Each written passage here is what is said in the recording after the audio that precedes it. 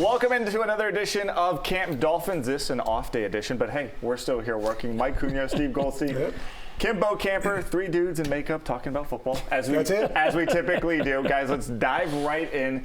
We've been at practice, like 6-7 days now of camp. Goldie, I want to start with you. Tua, he looks bigger. He mentioned he put on the weight, doing extra lifting for strength reasons, for health reasons, safety reasons. What have you seen out of Tua the first few days of camp? I think it's going to be fun when he finally plays, because we've heard for 2 weeks now all about what he did in the offseason. He's got a new helmet, jiu-jitsu. He is bigger and stronger. He even took us through how he's bigger and stronger, that he's doing heavier weights, and was it more reps or less reps? I forget. But, I see a guy, and he's a different leader, it seems. Seems like he's very confident. And this entire team, the vibe around this team, Mike and Bo, during this training camp, I think they've made that step from a team that hopes to be good, that hopes to make the playoffs, to a team that expects to make the playoffs and expects to make a playoff run. And as we know, it all starts and it all ends with the quarterback. His confidence going into the year looks completely different. I'm fortunate enough to talk to him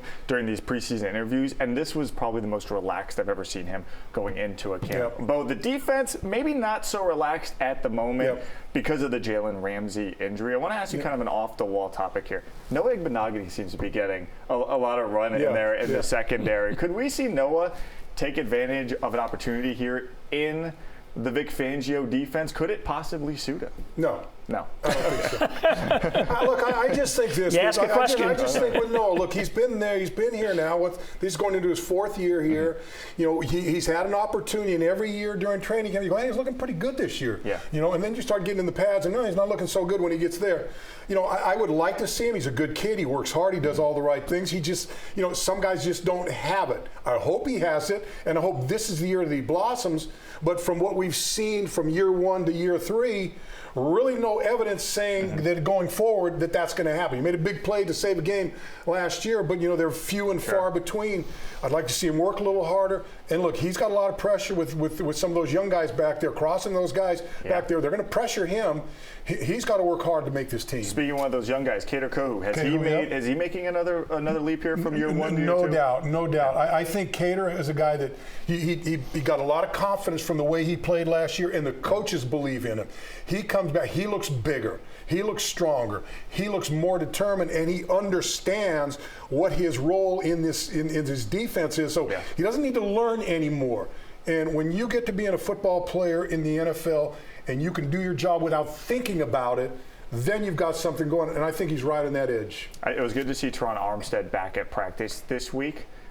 He's doing the whole boxing stuff, but more importantly, soon he'll be fighting on the field.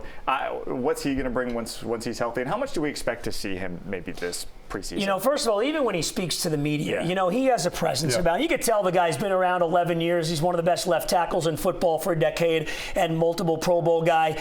He'd like to get some more work in. You could feel that, but hey, this is a 17-game grind. If you're going to go to the Super Bowl, you got 3 or 4 more games.